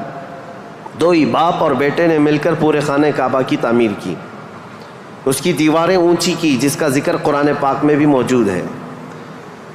اس ایک پتھر پر کھڑے ہو کر کے آپ تعمیر کرتے تھے، جس کو آج مقام ابراہیم کہا جاتا ہے۔ پتھر جیسے جیسے دیواریں بلند ہو جاتا، جب آپ کے اترنے کا وقت ہوتا پتھر نیچے ہو جاتا۔ جب تعمیر مکمل ہو گئی خانہ کعبہ کی تو پھر ابراہیم علیہ السلام نے دعا کی کہ اللہ اس آبادی کو ہری بھری کر دے، شاد و آباد کر دے، اور یہاں رہنے والوں کو ہر قسم کے پھل اور میوہ جات سے تو ان کو رزق عطا فرما۔ آپ کی دعا قبول ہوئی۔ جو بے آباد علاقہ تھا، اب سنیں تاریخ کہاں سے شروع ہو رہی ہے۔ بے آباد علاقہ، کوئی آبادی نہیں تھی۔ ایک قبیلہ آیا جو تجارت کے لیے کہیں کا سفر کر رہا تھا، چونکہ وہاں پر زمزم کا کنواں بھی تھا۔ تاریخ میں آپ کو پتہ ہے حضرت اسماعیل علیہ السلام کی ایڑیوں سے زمزم کا کنواں نکلا، اور وہ پانی کا سوتا چشمہ ایسا تھا کہ کنٹینیو جاری، بلکہ آج تک جاری ہے۔ تو ایک قبیلہ وہاں سے سفر کر رہا تھا جس کو قبیلہ بنو جرہم کہا جاتا ہے۔ وہ وہاں کی خوبصورتی کو دیکھ کر، وہاں کے پانی کی فراوانی کو دیکھ کر وہیں پڑاؤ ڈال لیے اور وہیں رہ گئے، بس گئے۔ یہ پہلا قبیلہ ہے جو مکہ میں آباد ہوا، قبیلہ بنو جرہم۔ پھر حضرت اسماعیل علیہ السلام نے اسی قبیلے کی ایک لڑکی سے شادی بھی فرمائی، اور حضرت اسماعیل علیہ السلام کے گھر میں 12 بیٹے پیدا ہوئے۔ آپ کی اولاد اب بڑھتی گئی۔ عرب سرزمین میں سب سے پہلی یہ نسل ہے، عرب کو آباد کرنے والی پہلی نسل اسماعیل علیہ السلام کی ہے۔ قبیلہ بنو جرہم کے ساتھ آپ آباد ہوئے مکہ مکرمہ میں۔ اب ان کی نسل اتنی بڑھتی گئی کہ اسماعیل علیہ السلام کے بیٹے تھے نابت، ان کے ہاتھ میں خانہ کعبہ کی تولیت آئی۔ خانہ کعبہ کی حفاظت اور اس کی ذمہ داریوں کا یہ سارا انتظام آپ کا تھا۔ چند دنوں کے بعد پھر ایسا ہوا کہ قبیلہ بنو جرہم کے لوگوں نے، جو حضرت اسماعیل علیہ السلام کے سسرال تھے، خانہ کعبہ کی تولیت پر انہوں نے قبضہ کر لیا۔ اسماعیل علیہ السلام کی اولاد نے کوئی بھی ان کے ساتھ جھگڑا نہیں کیا، کسی بھی طرح کا برا برتاؤ نہیں کیا، کیونکہ ننیہال کے تھے۔ تو کئی سالوں تک قبیلہ بنو جرہم کا خانہ کعبہ پر قبضہ باقی رہا، لیکن انہوں نے بدعنوانیاں شروع کر دیں۔ خانہ کعبہ کے پاس لوگ جو دور دور سے آتے تھے دنیا میں، حاجی، اس وقت بھی ہر سال حج ہوا کرتا تھا، ان کے ساتھ برا سلوک کرنا، ان سے چڑھاوے لینا، ان سے زیادہ مانگ کرنا، یہ سب چیزیں ہونے لگی۔ تو پھر حضرت اسماعیل علیہ السلام کی اولاد نے دوبارہ خانہ کعبہ کی تولیت اپنے ذمے لے لی۔ تولیت کہتے ہیں ذمہ داری، جس سے متولی کہا جاتا ہے، جیسے مسجد کا متولی ہوتا ہے، تولیت اسی کو کہتے ہیں۔ خانہ کعبہ کی خدمت کی ذمہ داریاں۔ اب یہ زمانہ چلتا رہا۔ میں آپ کو پہلے یہ خاندانی معاملات بتا رہا ہوں، اس کے بعد پھر یہاں کے سیاسی حالات بھی بتاؤں، اور پھر مذہبی حالات بھی آپ کو بتاؤں، تاکہ اسلام کی تاریخ کو سمجھنے کے لیے اس کا بیک گراؤنڈ بھی سمجھنا بہت ضروری ہے، پس منظر کیا تھا یہ معلوم ہونا ضروری ہے۔ اب اسماعیل علیہ السلام کی اولاد میں عدنان ایک شخص پیدا ہوئے، جو آل اسماعیل میں بہت ہی معزز انسان تھے. اکثر صحابہ کرام کا اور خود رسول اللہ صلی اللہ علیہ وسلم کا نسب حضرت عدنان تک پہنچتا ہے. وہ ہمارے آقا صلی اللہ تعالیٰ علیہ وسلم کے جد امجد بھی ہیں. عدنان نے مکہ مکرمہ کی ذمہ داریاں سنبھالی اور اس کے بعد اب آبادی اتنی بڑھ گئی کہ ان لوگوں کو تجارت کے لیے اور اپنے معیشت کے لیے، اپنے معاش کے لیے دور دور جانا پڑا. مکہ چھوڑ کر کے باہر جانا پڑا. آبادی بڑھتی چلی گئی مکہ مکرمہ کی. اور اس کے بعد زمانے کے صبح شام گردش لیل و نہار جس کو کہتے ہیں، آتے گئے ایسے کہ آل اسماعیل علیہ السلام کی اولاد کا قبضہ یا ان کی خدمت کا معاملہ خانہ کعبہ پر ڈھیلا پڑتا چلا گیا. پھر کوئی دوسرا قبیلہ آیا، بنو خزاعہ، انہوں نے خانہ کعبہ کی تولیت اپنے حصے میں لے لی. اب جو اصل تاریخ شروع ہوتی ہے وہ میں بتانا آ رہا ہوں. تو برسوں برس اسی طرح سے گزرتے گئے اور پھر ایک شخص پیدا ہوئے جن کا نام فہر تھا. یہ اسماعیل علیہ السلام کے اولاد میں فہر نام ہے. فہر کا ایک لقب تھا قریش، اور یہیں سے قریش خاندان کی ابتدا ہوتی ہے. قریش ان کا لقب تھا اور اصل نام تھا فہر بن غالب. تو حضرت فہر جو رسول اللہ صلی اللہ علیہ وسلم کے پردادا ہوتے ہیں، یہ پیدا ہوئے اور ان کی اولاد ہوئی. اور اس کے بعد اب قریش خاندان کی ابتدا ہوئی، لیکن جگہ جگہ یہ لوگ منتشر ہو گئے. کچھ مکہ میں رہے، کچھ باہر رہے، لیکن خانہ کعبہ کی تولیت کی اور وہاں کا سارا قبضہ جو ہے بنو خزاعہ قبیلے کے ہاتھ میں تھا. پھر زمانہ بدلتا ہوا یہاں تک پہنچا کہ اسماعیل علیہ السلام کی اولاد میں یعنی قریش خاندان میں ایک شخص پیدا ہوئے جن کا نام قصی تھا. یہ تاریخ کے بہت اہم آدمی ہیں، بہت اہم ترین شخصیت ہیں قصی. ساری سیاست عرب کی وہیں جا کر ختم ہوتی ہے. قصی ایک کلاب کے بیٹے تھے، لیکن ایسا ہوا کہ باپ کا انتقال جلدی ہو گیا. قصی جو ہے بنو عزرہ قبیلے میں ہی پرورش پائے اپنے ننیھال میں. جوان ہوئے تو آپ کو بتایا گیا کہ تمہارا خاندان تو اسماعیل علیہ السلام کا خاندان ہے اور خانہ کعبہ کے وہ ذمہ دار رہے ہیں، متولی رہے ہیں. تو وہ اپنے ننیھال کو چھوڑ کر کے جب مکہ آئے تو قصی یہ جوان تھے، بھرے جوان تھے. آتے ساتھ ان کے اندر وہ ہنر تھا، پیشانی میں وہ چمک تھی کہ جو دیکھتا رہ جاتا. ظاہر سی بات ہے وہ چمک کسی اور کی نہیں تھی، وہ نور مصطفیٰ کی تھی. قصی نے آتے ساتھ ہی لوگوں کو اپنی طرف مائل کر لیا. لوگ جوق در جوق قصی کے گرویدہ ہو گئے. پھر قصی نے سارے قریش کو جو ادھر ادھر منتشر تھے سب کو مکہ میں جمع کر دیا اور بنو خزاعہ قبیلے کے ہاتھ میں جو خانہ کعبہ کی تولیت تھی اس کو حاصل کر لیا. اب دوبارہ حاصل کرنے کے بعد اب تک مکہ مکرمہ میں یا خانہ کعبہ کی خدمت اور حرم میں جو معاملات چلتے تھے وہ یوں ہی چلتے تھے. جو ذمہ دار ہے اس نے جو دیکھ لیا وہ کر لیا. لیکن قصی نے باضابطہ ڈپارٹمنٹ بنائے، شعبے بنائے. حکومت کا اسٹیبلشمنٹ جس کا طرح ہوتا ہے پورا انہوں نے بنایا. انہوں نے ذمہ داریاں بانٹیں. سقایا، رفادہ، سدانہ، یہ سب نام رکھے گئے ہیں. یعنی انہوں نے شعبے ایسے بانٹ دیے، ڈپارٹمنٹ تبدیل کر دیے گئے کہ یعنی کئی قبیلوں کو جمع کیا مکہ میں اور کہا جب کبھی کہیں جانے کی ذمہ داری ہوگی، جھنڈا اٹھانے کی ذمہ داری، وہ ایک بہت اہم ذمہ داری ہوتی تھی، وہ ایک قبیلے کو سونپ دیا. اور ہر سال جو حاجی آتے ہیں مینا میں ان کو پانی پلانا اور کھانا کھلانا، اس کو سقایا کہا جاتا تھا، وہ ایک قبیلے کی ذمہ داری دے دی گئی. سقایا یہ ڈپارٹمنٹ پوری منسٹری ہو گئی. اور اس کے بعد رفادہ یہ ایک ذمہ داری ہے. جو حاجی آیا کرتے ان کو پیسوں کی ضرورت ہوتی، کہیں دور دراز سے سفر سے آئے ہوتے ان کی مالی مدد کی ضرورت ہوتی، وہ ایک خاندان کے ہاتھ میں دے دیا گیا. یہ رفادہ ایک منسٹری کا نام ہے. وہ اس منسٹری کے ذمہ دار ایک قبیلے کو بنایا. پھر اس کے بعد سدانہ خانہ کعبہ کی حفاظت، اس کے غلاف کو تبدیل کرنا، اس کی چابی کی ذمہ داری، اس کو کھولنا بند کرنا، اس کی صفائی کرنا، وہ بھی ایک قبیلے کے ذمے میں دے دیا. وہ باضابطہ ایک منسٹری بنائی گئی، ایک وزارت تھی.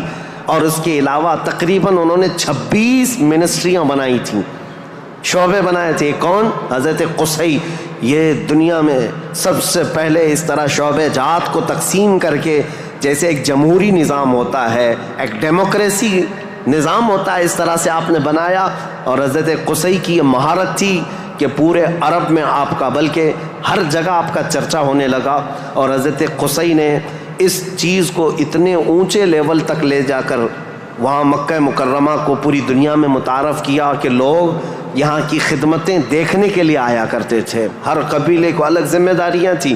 یہ تاریخ ہے. اس کے بعد قصی جلدی ہی انتقال کر گئے، حالانکہ ان کو زیادہ وقت نہیں ملا، ان کا زیادہ وقت نہیں تھا. ان کی شادی ہوئی. شادی ہونے کے بعد ان کے گھر جو بیٹے پیدا ہوئے ہیں وہ 2 بیٹے تھے، ایک عبد الدار اور ایک عبد مناف.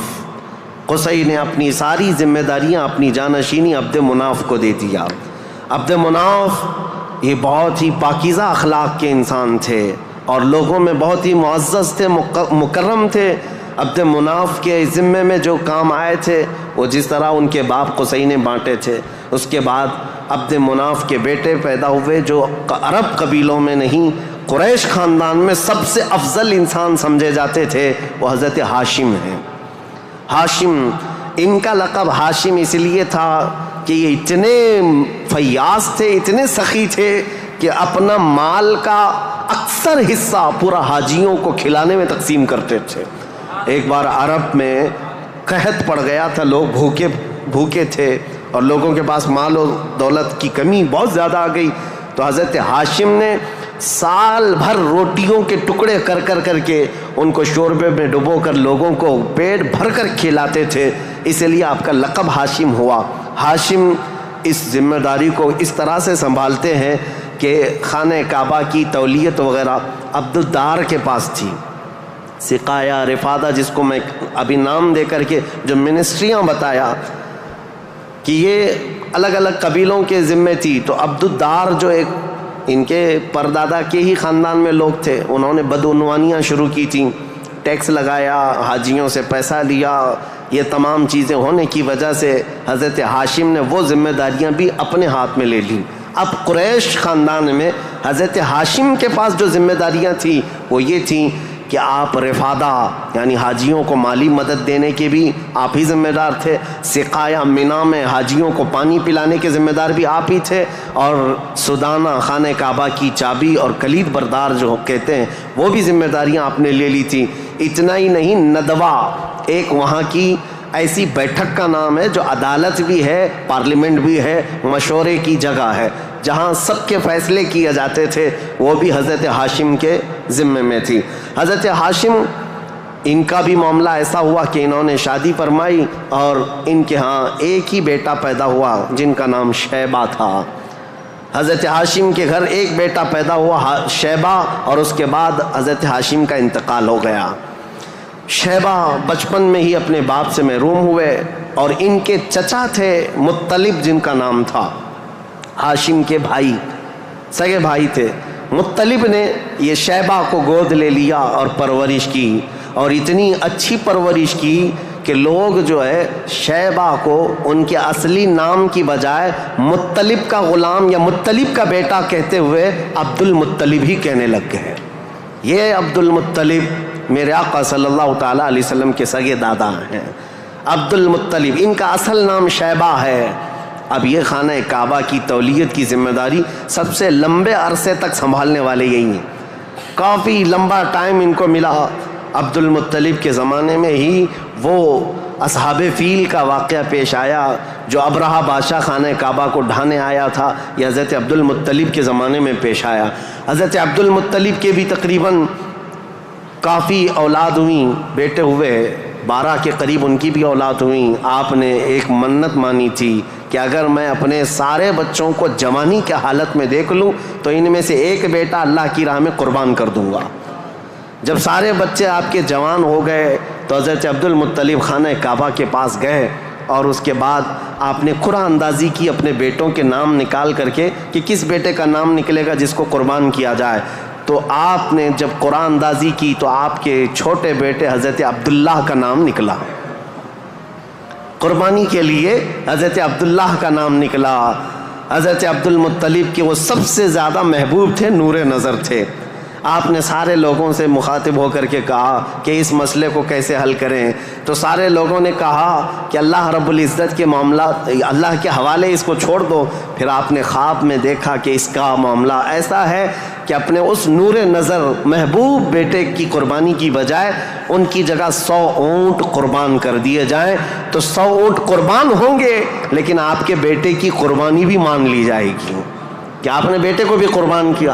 آپ نے حضرت عبداللہ کی جگہ پر 100 اونٹ قربان کیے۔ اسی لیے تو میرے آقا صلی اللہ علیہ وسلم نے ایک حدیث میں فرمایا ہے انا ابن الذبیحین، اے لوگوں میں 2 ذبیحوں کا بیٹا ہوں۔ ایک ذبیح اسماعیل علیہ السلام ہے، دوسرے ذبیح میرے باپ عبداللہ ہیں۔ یہ رسول اللہ صلی اللہ علیہ وسلم نے فرمایا کہ اب یہ حضرت شیبہ عبد المطلب، حضرت عبد المطلب جو خانہ کعبہ کی تولیت کو سنبھالتے رہے، یہ تاریخ یہاں تک آئی۔ آل اسماعیل ہیں، یہ اسماعیل علیہ السلام کی اولاد۔ تاریخ کو میں نے شروع کیا تھا حضرت ابراہیم علیہ السلام سے، پھر اب حضرت عبد المطلب رضی اللہ تعالیٰ عنہ خانہ کعبہ کی تولیت سنبھالتے رہے، اور اس کے بعد اپنے سارے بیٹوں کی شادیاں کیں۔ ان میں اپنے چھوٹے بیٹے حضرت عبداللہ کی شادی آپ نے کہ ایک قبیلہ جو مدینہ طیبہ میں آباد تھا، وہب بن عبد مناف کا، ان کی بیٹی حضرت آمنہ سے کی، جو سب سے معزز قبیلے کی خاتون تھیں، پاکیزہ تھیں، طیبہ تھیں، طاہرہ تھیں۔ رسول پاک صلی اللہ تعالیٰ علیہ وسلم کے والد ماجد عبداللہ نے حضرت آمنہ سے شادی کی۔ یہ شادی بھی بڑی مشہور شادی ہوئی، کیونکہ حضرت عبداللہ کو کئی عورتیں دیکھتی تھیں اور شادی کی خواہش رکھتی تھیں۔ مکہ میں کئی لوگوں نے پیغامات دیے تھے، اور اس کے بعد جب حضرت آمنہ سے انہوں نے شادی کی تو ایک خاتون ہے جو حضرت عبداللہ کی شادی کے لیے بہت کوشش میں لگی تھی، انہوں نے حضرت عبداللہ کو دیکھا اور اس کے بعد کہا شادی کے بعد تمہاری پیشانی پر کوئی چیز چمکتی تھی وہ اب نظر نہیں آتی ہے، پہلے میں دیکھا کرتی تھی، جس پر میں گرویدہ تھی میرے عزیزو، وہ چمک اور وہ نور کوئی اور نہیں، میرے مصطفیٰ کا نور نبوت تھا جو آدم علیہ السلام سے چلتا ہوا آیا ہے اور ان کے باپ حضرت عبداللہ تک آیا۔ پھر حضرت عبداللہ حضرت آمنہ سے نکاح کر کے رہ رہے تھے، اور تجارت کی غرض سے آپ حضرت عبداللہ ملک شام کی طرف جا رہے تھے۔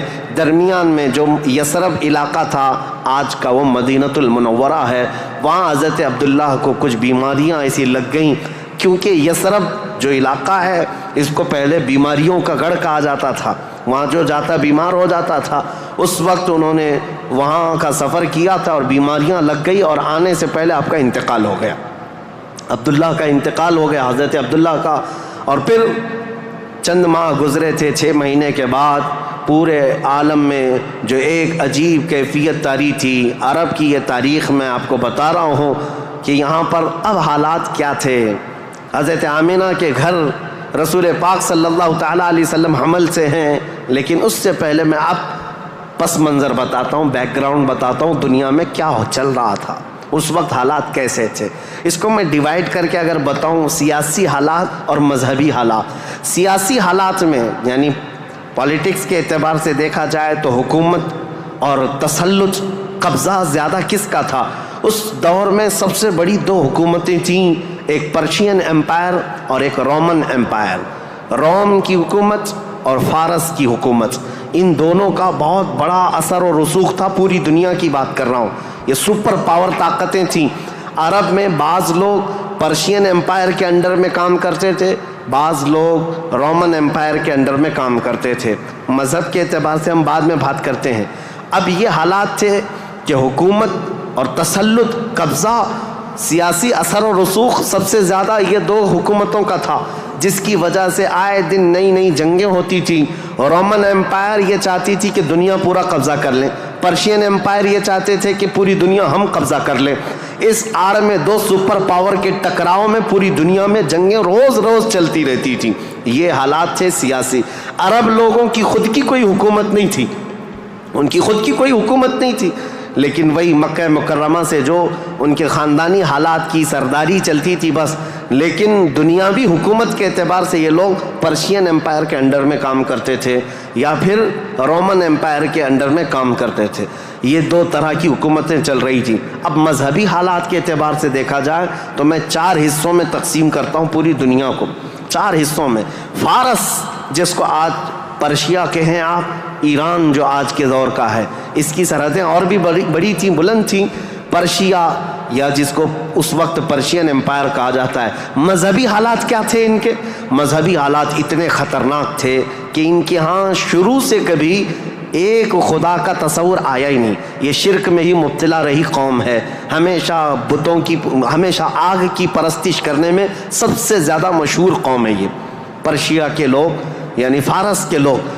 آگ کی پوجا میں ان کا کوئی نام ثانی نہیں تھا. 1000 سال تک ایک آگ کو بجھنے نہیں دیتے تھے یہ لوگ. اس طرح کئی بت کدے تھے, کئی آتش کدے تھے.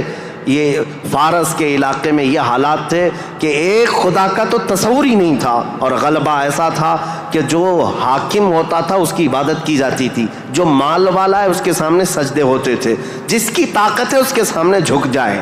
یہ حالات پرشیا کے تھے. اور روما کے حالات کیا تھے؟ جو رومن امپائر ہے روم, یہاں پر عیسائی زیادہ طور پر آباد, اس زمانے میں بھی تھے پہلے سے بھی, کیونکہ عیسیٰ علیہ السلام کے بعد ان کے حواریوں کے ذریعے سے جو دین پھیلا وہ روما میں زیادہ تھا, جو آج کا اٹلی ہے, یونان ہے اور جورجیا وغیرہ کے علاقے آج یہ سب رومن امپائر کے انڈر میں تھے, اور یہاں عیسائی زیادہ تھے. لیکن ایسے عیسائی کہ اصل عیسائی دین کو انہوں نے مسخ کر دیا تھا, ختم کر دیا تھا. جو دین الہی تھا, اللہ کا دین تھا, عیسیٰ علیہ السلام جو لائے تھے, اس کو انہوں نے اتنا خلط ملط کر دیا تھا کہ عیسیٰ علیہ السلام کے جگہ جگہ مجسمے, اسٹیچو بنائے ہوئے تھے. مریم علیہ السلام, سیدہ مریم رضی اللہ تعالیٰ عنہا کو انہوں نے ساتھ میں پوجنا شروع کر دیا. تثلیث کا عقیدہ, ٹرائنیٹی جس کو یہ کہتے ہیں, 3 خداؤں کا تصور ان کے گھر میں رواج پا گیا تھا. پورے روما میں یہی تھا. ایک خدا کی عبادت یہاں بھی ختم تھی. 2 بڑی طاقتوں کے انڈر میں شرک اور بت پرستی اور کفر بہت سر چڑھ کر بول رہا تھا. یہاں اللہ کو پہچاننے والے اور اللہ کی عبادت کرنے والے تقریباً ناپید ہو چکے تھے. عیسیٰ علیہ السلام کی جو آپ کا عروج ہوا آسمانوں پر, آپ کو اللہ تعالیٰ نے آسمانوں پر جو اٹھایا, وہ زمانہ بیت کر کے بھی 570 سال گزر رہے تھے. ان 570 سالوں میں کوئی نبی نہیں آیا. عیسیٰ علیہ السلام کے بعد سے لے کر 570 سال کا زمانہ, اس کو زمانہ فترت کہا جاتا ہے. زمانہ فترت 2 نبیوں کے بیچ کے زمانے کو کہتے ہیں. اس بیچ میں کوئی نبی نہیں آیا, جس کی وجہ سے حالات اتنے گمبھیر تھے. پرشیا کے حالات میں نے بتایا, جگہ جگہ آگ کی پوجا, آگ کی پوجا, آگ کو ہی طاقتور مانا جاتا. اور روما میں تھا, عیسائی تو تھے لیکن ایسے کہ ٹرائنیٹی کا عقیدہ, مریم بھی خدا ہیں, عیسیٰ بھی خدا ہیں اور وہ بھی خدا ہے. 3 خداؤں کی عبادت.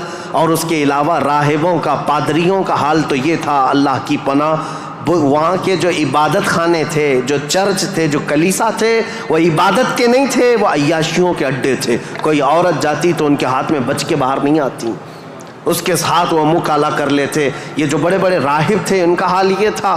اور وہ سیاست میں بھی اس طرح ملوث تھے کہ جب تک کنیسہ میں یعنی چرچ میں کوئی شخص مال نہ لا کر کے دے, اس کے لیے بددعائیں کرتے تھے, اس کی تباہی کا انتظام کرتے, بلکہ فوج کی سرکشی کے ساتھ ایسے لوگوں کو مار کر ختم بھی کر دیتے تھے. اور اس کو کہتے تھے کہ یہ جس کو جس طرح آج ہم یہاں پر دیکھ رہے ہیں دھرم دروہی ہے, دین چھوڑا ہوا آدمی ہے.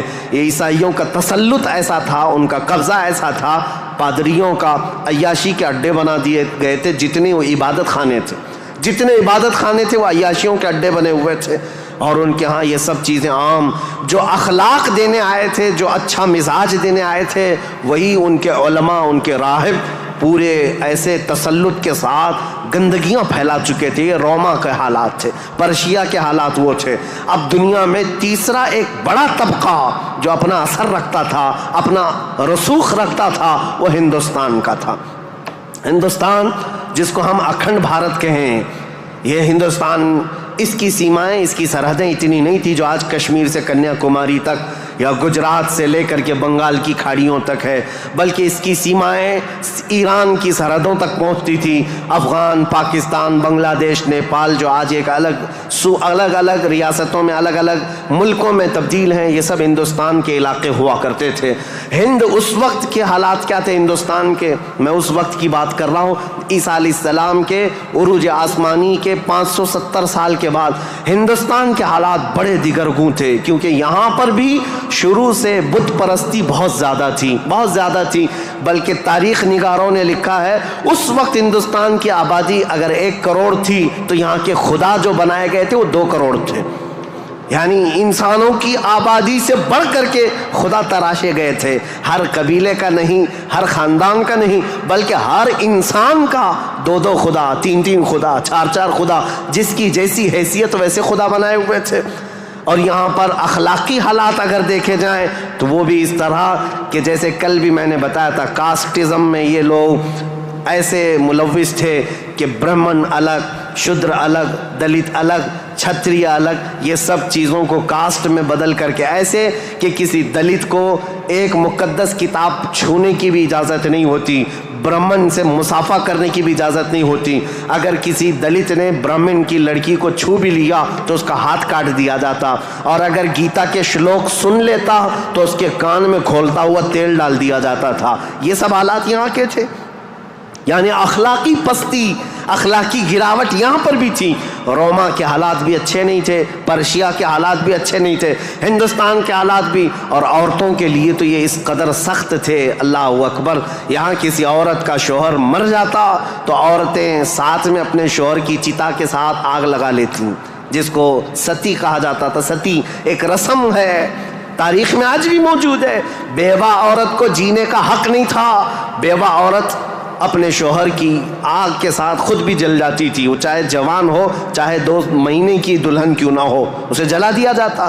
چند سالوں کے بعد پھر جلانے کا رواج ختم ہوا، پھر بیوہ عورت کو جنگلوں میں بھیج دیا جاتا کہ وہ وہاں رہے، وہیں آباد رہے، اس کا گھر میں آنا اب شگن۔ آج تک یہ بری روایت موجود ہے، جاہلوں کے آج بھی پائی جاتی ہے، غیر مسلموں کے ہاں کہ اگر کوئی بیوہ عورت اچھے تقریبات میں شامل نہیں ہو سکتی، اچھے فنکشنز میں نہیں آ سکتی، کھانے پکانے کے وقت نہ آ جائے، یہ اب شگن ہو جائے۔ عورت اگر حیض اور نفاس کے عالم میں ہو تو اس وقت تو اس کے ساتھ جانوروں سے بدتر سلوک ہوتا، اس کا گلاس الگ، اس کا برتن الگ، اس کا کھان پان الگ، بلکہ جانوروں کا جس طرح سے الگ رکھا جاتا تھا عورت کا بھی الگ رکھا جاتا تھا، عورت کو پستی کی طرف دھکیل دیا گیا تھا۔ یہ تاریخ یہاں کی تھی، ہند کی۔